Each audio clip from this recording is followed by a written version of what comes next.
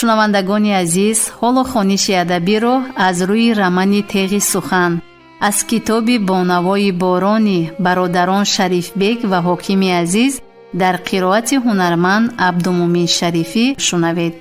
оғози гуфтори 14.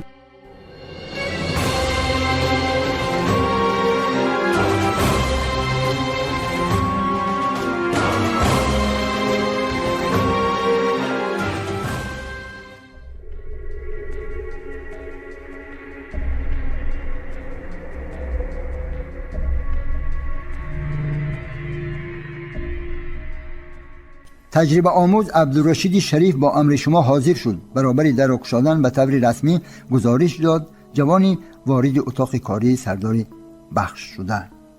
ناظر منطقه کریموف را به نزد من جیغ زنید. خوب شده است، حاضر همش را تشکیل میکنیم. مصاحبهش را آرام کنانیدنی شده گفت سردار بخش. لحظه پس همراه عبدالرشید شریف سرناظر منطقوی بلجان یوسف وارد اتاق کاری کولچوک شدند. رفیق پاسپالکونیک لیتنانت کریموف از پی سفارش به شعبه کارهای داخلی ناحیه سرچشمه رفته است و به جایش من حاضرم. این کس سرناظر منطقوی بلجان یوسف، شخصی همراه تجربه آموز آمده را معرفی کرد. الک یفریمویچ.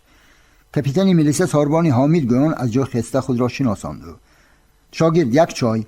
خوب شد از گویان تجربه آموز از در برآمد.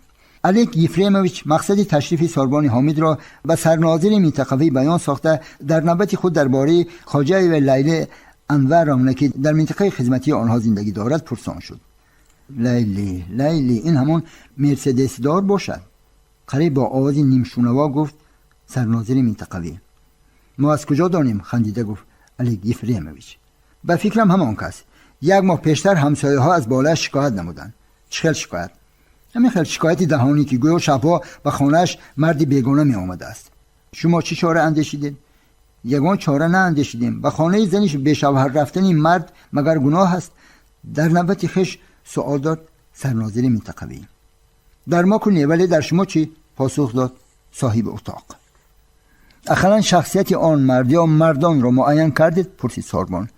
ما در آن محل آدم خش را داریم ولی بعد سفارش ما اون نیز بار آن مرد یا مردان را ندیده است. تا آن وقت مرد می آمده است و یک بار مناسبتش را از جوانزن کنده است که دیگر کسی نه خودش و نه روحش را دیده است. همانهایی که شکایت نمودند اگر آن مرد را بینن میشناسند؟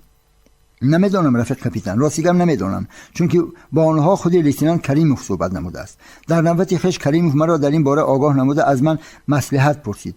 خود را سفید کردنی شده گفت بلجان یوسف. گفتید که آن زن اتومبیلی مرسدس دارد؟ ها، اتومبیلی مرسدس. در یگانجا کار میکند؟ حالا همه در بازار. شما یگان بار حجتهایش را دیدید؟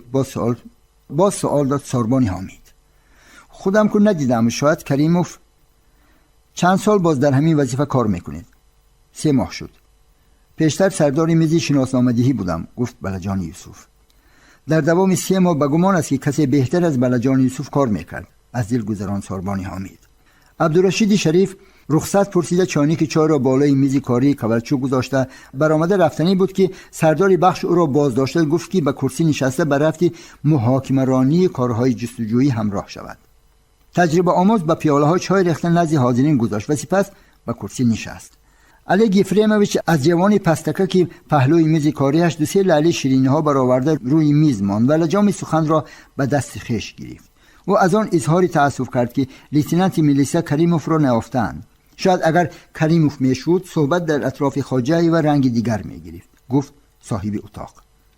به فکر شما راضی شدن نمیتوانم. رفیق پاسپالکونیک اعتراض نمود ساربانی حامید. پیاله در دست بوده را بالای میز گذاشته. چرا؟ در حالی که نصف مردم کشور در حالت کم بی‌ضاعتی قرار دارند و کدام یک دختره که 23-24 ساله مرسدس سوار می‌گردد، دانستن همان پهلوهای زندگی او برای میلیسا نه تنها ضرور بلکه شرط است. باید قید نمایم که 2-3 سال پیش ما از همین دختر یا خود زنی که ما نسبت به زندگیش توجه ظاهر نمودیم صاحب افت-ماشینی والو بوده است. ناگفته نماند که با گناه بعضی از ما حامیان قانون او از جوابگری جنایتی آزاد شده است. برای کدام گناه؟ پرسید سرناظر منطقوی. فرض کردیم برای پنهان نمودن جنایت و یا هم اشتراک در جنایت. حالا این را اثبات نمودن دشوار، ولی همان وقت یعنی 4 سال پیشتر اگر مفتش رحمدلی ظاهر نمیکرد و به سخنان گمانبر شده دیگر گوش میداد، امروز ما سر این میز بحری گفت و شنید جمع نمی آمدیم. آخر ملیسا هم نمیتواند بی اساس از همه دامنگیر شود. هرچند که نیم اهالی کشور در حالت کمبیزاتی قرار داشته باشد، هم نصف دیگرش صاحب قصر و کشگاه و بهترین ماشین‌های خارجی شدند. حالا دور و زمان همین خیل شدگی، در حالی که عالمان سرپناه ندارند، کدام یک ناسفروش صاحب قصر و کشگاهست به حمایه خشخص سرناظر منطقوی. پس چرا ما معین نکنیم که آن همه دارایی را از کجا یافته است؟ باز اعتراض نمود ساربانی حامد، گرچند خودش میفهمید که در اینجا عیب نه در آش بلکه در ماش است. بیاید از پاچه که همدیگر نداریم. آنچه که عیان است و بیانش حاجت نیست. اگر در حقیقت ما سری قصر و کشگاه و ماشین‌های خارجی تفتیشات بریم، نیمی مردم کشور را به محکمه کشیدن لازم می آید. ببین حتی پروکورور گنرالی در یک مصاحبهش به مخبر یکی از روزنامه‌های با نفوذ گفته است که با معاش ما ماشین خارجی خریدن ممکن نیست. مادامی که ممکن نیست، پس یگان نمودی درآمد دیگر است. حاضرین را به مصالحت دعوت نمود کوالچوک. عبدالرشید شریف که از محاکمه‌رانی طرف‌ها یک جهان معنی گرفت، به پیاله خالی شده مهمان از نو چای ریخته نزدش گذاشت. ساربانی حامد باز یک خود چای نوشیده گفت که درباره خواجه و معلومات بیشتری گرفتن می‌خواهد و از جزدانش رسمی را برآورده به دست الک یفریموش داده گفت. دیشب در اخبار کریمینالی درباره همین مرد که در محله گلاباد از یراق آتشفشان پرانده شده است سخن راندند. ما باید چیکار کنیم؟ به رسم نگریسته پرسید صاحب اتاق. ما دانستن می‌خواهیم که آیا همین مرد را بار یگان نفر همراه خواجه و دیده است یا نه. ما کوشش میکنیم که به سوال شما جوابی صحیح دهیم، ولی برای این وقت و ساعتی معین لازم.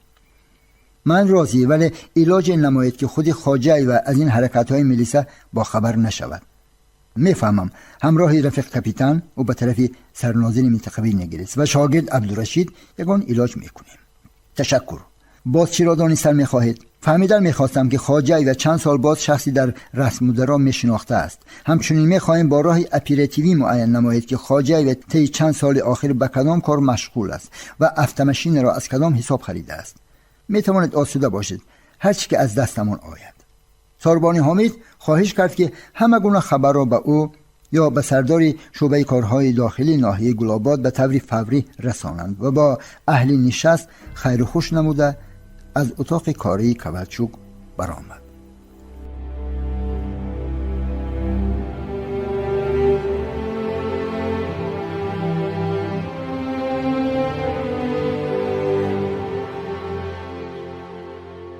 در نبرد اندیشه ها چون طوفان در وجود سمندر طغیان نمود، سیمای شیرین روی صحنه آمد.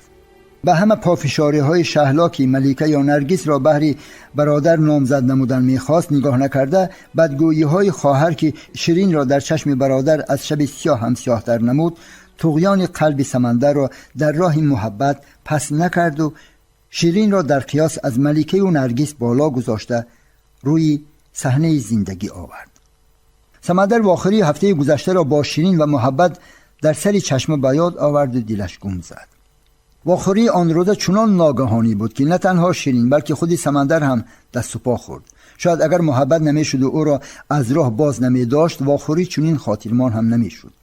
به هر حال محبت تا توانست دل هر دو طرف را به طغیان آورد و با سخنانی خوش چون باد سیرون علنگه آتش دل طرفین را روشن کرد.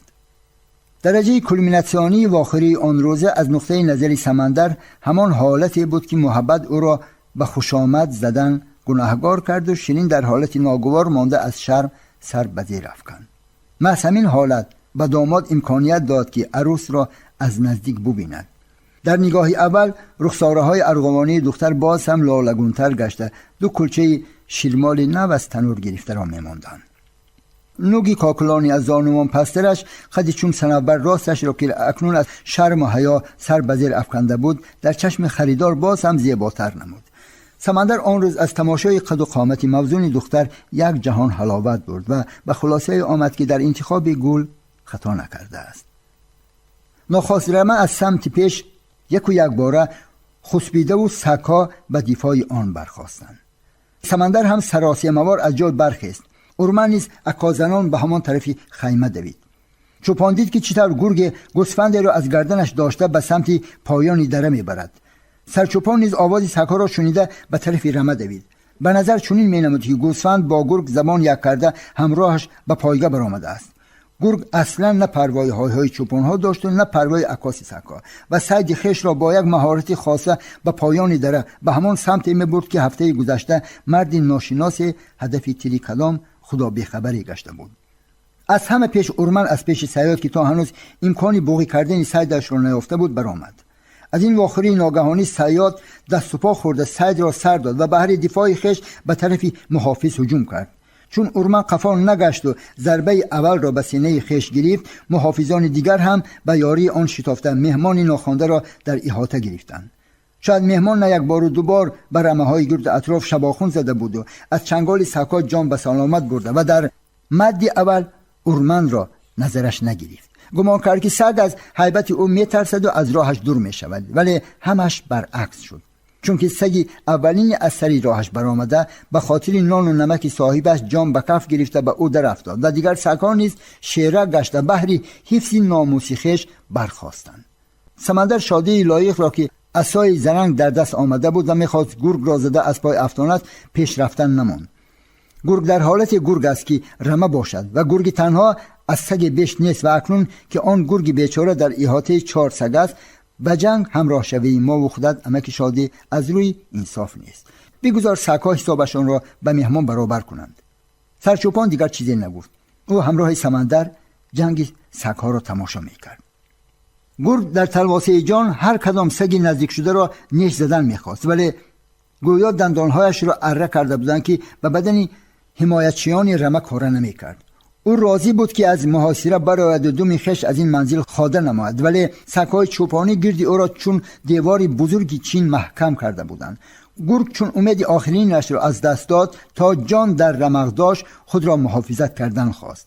از تلاش‌های زیاد همه مانده شدند، ولی در همین مورد هم ارمن برتری داشت و با تمام قوه به گرگ درفت و گلوی گرگ بگرفت و فشرد تا آن زمانی که گرگ جان و جان آفرین سپرد. چون مهمان خاموش شد و از حرکت باز ماند، ارمن گلوی آن سر داد و همان خیل آرام به طرف خیمه رفت. سگ‌های دیگر نیز از قفای او به سمت رمه حرکت کردند. چون تقدیر الهی نبوده است گوسفند بیماند و گرگ جان داد. گفت سرچوپان و همون گوسفند از سر در جایش شخ شده را پیش انداز کرده به سوی رمه برد. ساعتی پس زاغ و زغن بالای جسم بیجان گرگ گرد آمدند. عجیب که این گرگ لعنتی از کجا پیدا شد؟ پرسید سرچوپان. ندانم، کیف به هم کشید چوپان. به هر حال رمه از پیش رمید. میدونی چی بود امک شادی؟ روزی بود شده گرگ را به این منزل آورد. روزی بود آوردش یا خودش آمد؟ ببین در روزی روشن گرسنه با شیر میزند. اینش راست. اگر ارمن نمیشد شاید این دفعه هم جان به سلامت میبرد. نمیدانم. بیا وقتی تناول شد. سمندر به طرف دره حرکت کرد و در آب دریاچه دست روش شست قفا گشت. تا آمدن او سرچوپان دسترخوان گسترد. نهایت سمندر عزم سفر کرد. او خواست که تا راهی کلام پیاده رود و از آنجا با ماشین. نه، پیاده کجا میروی؟ رخش از ماشین کمی ندارد. بیا نشونیده ای که گفتن در دهان گرگ باشی و پات کشال. نه، خدا از دهان گرگ نگه دارد. دیده که گرگ چخل گوسفند را پیشانداز کرده برد. با امر خداوند گوسفند خودش برابر گرگ گام میزد. گرگ حتی گوسفند را زخمی نکرد. برای زخمی کردن وقت نیافت. خیر، تو تیاریت را بین، من رخش را می آرم. بهترش من خودم گویان سمندر به طرف رخش رفت. چون بند از گلمیخی اسب از زمین برداشت، رخش میل به طرف جوی آب رفتن کرد. سمندر در همون جویچه کوهی رخش را آب داد. عموما به همه برتری های خویش نگاه نکرده، اسب نیز چون گاو بد نفس از هنگام آب نوشی. اسب چون به جوی لب ماند گمان سازی که دریا در کشد در یک نفس. از تمام حیوانات خانگی هنگام آب نوشی مرکب مقام منزلت خویش را داراست. مرکب چنان با احتیاط و نازک آب می نوشد که چون رخش از جوی سر برداشت دیوباره هوس آب نکرد و از قفای چوپان تا پیش خیمه آمد. برابر آمدن رخش شادی لایق شانه به دست سر و یال او را شانه زد. از مهربانی های صاحبش بود که اسب هر زمان سر و یال خویش می جنباند. تا تغییر لباس نمودن چوپان شادی لایق اسب را زین و افضال کرده لجام نقرگین به سرش زد. چون سمندر پای بریکاب ماند و خود را بالای زین گرفت، شادی لایق دست به دعا برداشته بهرش سفر بی خطر آرزو نمود. سمندر لجام را سر داد و رخش چون مردی سالار و پرتمکین به راه درآمد. چون این مناسبت و اسب را سرچوپان نپذیرفت و باز همان ابیات کهنه خویش را به یاد آورد. تازیانه را کار فرما، تازیانه را میفهمی که بهترین اسب محتاج تازیانه است. دوام سخنان سرچوپان را سمندر نشنید، چون که اسب برابر خوردن تازیانه که به خاطر نشکستن سخن سرچوپان سواری بالش به سقل اسب زد، اسب چون باد به سمت دره رفت. رخش یک و یک باره خست بود و سوار قریب بود که موازنتش را بالای زین گم کند. او با دستی راستش خاش زین و با دستی چپش لجام را به طرف خش کشیده موازنت اولش را برقرار کرد. سببگار ناخواست خست بدنی اسب این از بین علفها یک و یک باره خیستن زاغ و زغن بود که بالای جسم گرگ گرد آمده بودند. ناوابسته از آن که دل سوار از دعوت به ملیسه چون لخشه سیاه بود، ولی حالت امروزه گرگ و گوسفند را پیش نظر آورده دل خویش را با سخنان معمول مردمی نبرد رگی را نخواهد خدا تسکین داد. ببین آنه که قصد جانوری بیگناه کرد خود اکنون لقمه تیار زاغ و زغن گشته است. و جسم بیجان گرگ نگریسته زیر لب گفت چوپان. موج خیالات او تا به دوری ها پرواز کرده پیش شیرین رفت. حالا شیرین به چی کار مشغول باشد؟ اگر از ملیسه به آسیه برایم بگاه حتما با آوا میخورم. از ملیسه برآمدن دشوار. چرا؟ آخر ملیسه اگر به بیگناهیت باور میکرد تو را دیگر جیغ نمیزد. نه، حالا مقام و مرتبه خودت خیلی بالا رفتگی. آنها باز هم کاهی کهنه را باد خواهند کرد. کدام کاه را؟ چطور گم کردن یراقت را؟ یراق من چی دخل دارد؟ من جزای خش را گرفته آمدم. خطا میکنی. آنها میپرسند که راستش را بگو که یراق را به کی فروختی. ببین از همان یراق خودت مردی بیگناه زخمی شده دنیای هستی را پد رود گفته است. چرا از یراق من؟ در آن شب روز همه کور و کل صاحب یراق بودند و در سینه زده من میگفتند. مثل همین گرگ امروزه در بیباکی سلاح به دستان از همین گرگ کمی نداشتند، ولی دولت همش را به جایش شناند. چون فهمیدند که دولت بی دروازه نیست، یراق‌های با نرخ گران خریده خویش را برده سپردند. اگر می سپردند یراق خودت را هم می یافتند. همین خیلی نه؟ تا حالا بعضی خدا بیخبران برای مقصدهای ناپاک خویش یراق‌ها را پنهان نموده گشتند و انشالله روزی می شود و آن یراق‌ها خون خودشان می ریزد. تا آن وقت خیلی دور است. انا ملیسه برای همین خودت را افشاندن میخواهد تا ببیند که تو چی کسی. چرا محض مرا؟ چون که خودت یراق را گم کردی و باز در تگی بینیت از همون نمودی یراق نفری را پراندند. چرا از همون نمودی یراق بود است؟ رفت و دیگر نمودی یراق باشد. دیگر نمودی یراق میشد خودت را جغ نمیزدن. میفهمی؟ او باز چیزی گفتن میخواست، ولی چشمش به مردی 28-30 ساله ناشناسی برخورد که برابری از گردش تاب خوردن اسب از پیشش برآمد. از چنین واخوری ناگهانی مردی ناشناس دست و پا خورد و یا در نظری سمندر همین خیل نمود.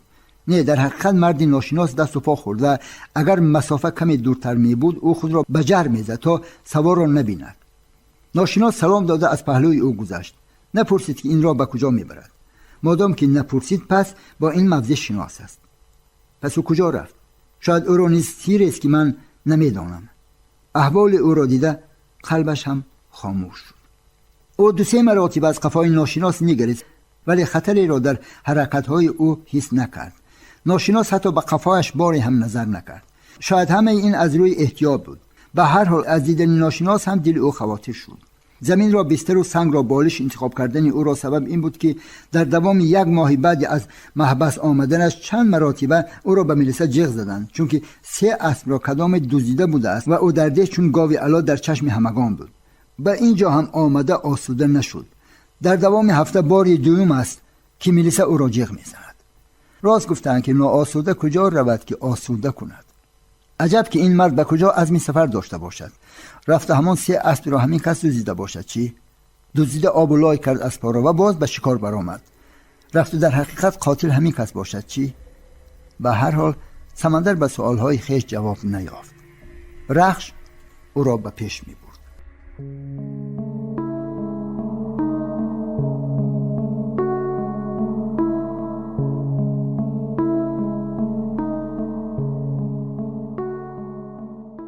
ساعت پس از بازگشت به گلاباد، سردار شعبه کارهای داخلی کاپیتان میلیسا ساربان حامد را به حضور خویش خواند.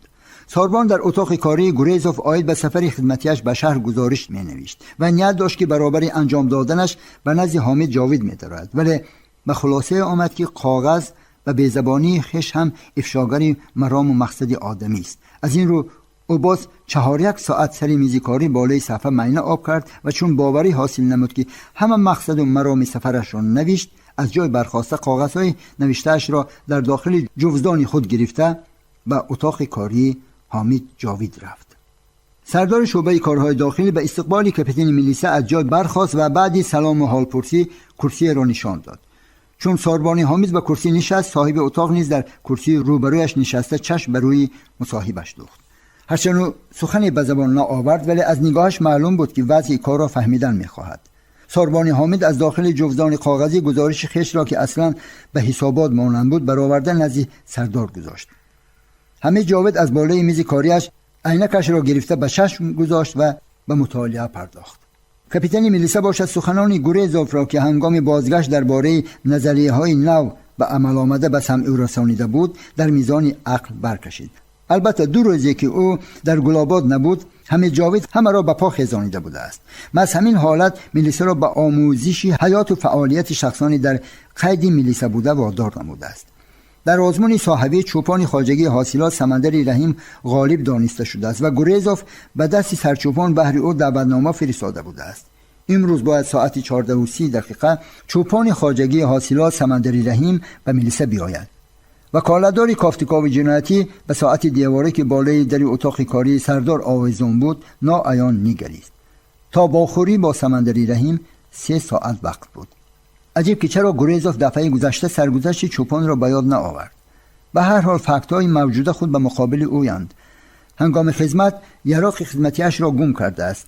عیناً با چنین نمودی یراق صالح جلیل در همان موضع سمندری رحیم شب 21 و 22 آگوست به قتل رسانیده شده است.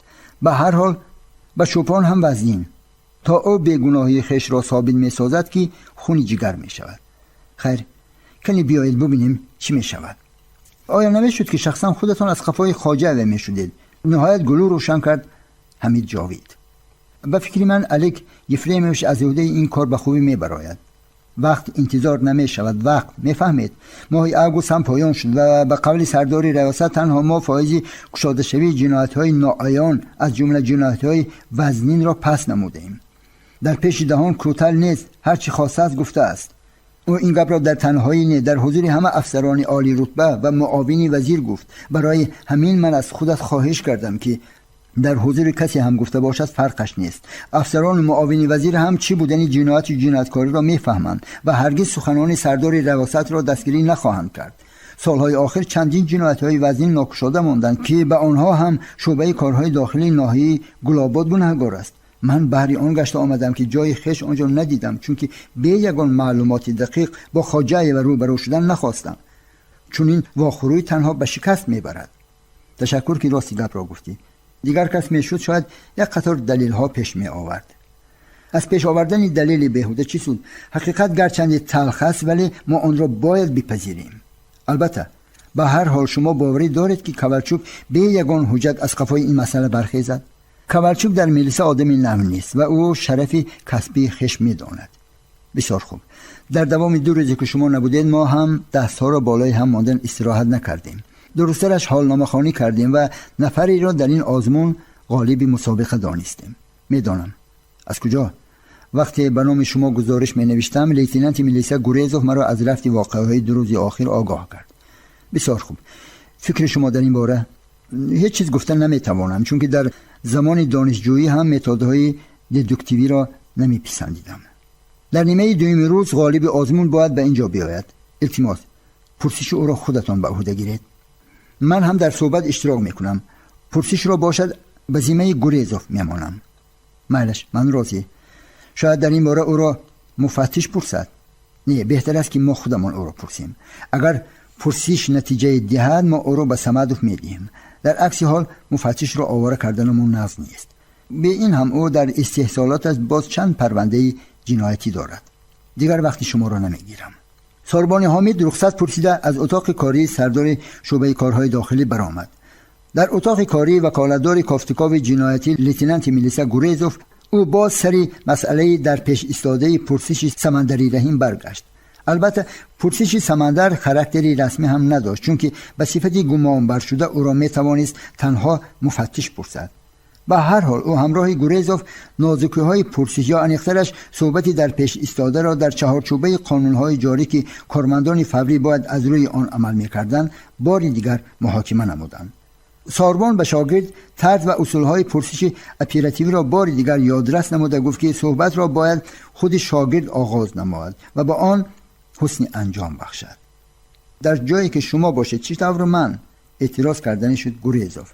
هنگام صحبت تصور کن که من نیستم، عموما نبودم و نمیشوم.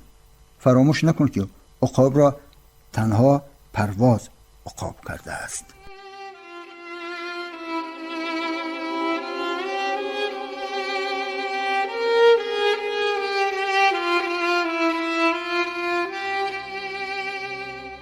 سامیان عزتمند، یادرس می شویم که شما خوانش بدیعی رو از روی رمان تیغ سخن از کتاب بانوای بارانی برادران هم مؤلف شریف بیگ و حاکم عزیز در قرائت هنرمند عبدالمومن شریفی شنیدید. در تهیه گفتار سهم گذاشتند کارگردان مغفرت ناصر و محرر لطفیه قربانова. انجام گفتار 14 دوستداری وطن و دارایی‌های معنوی آن ادبیات و فرهنگ و هنر باشد.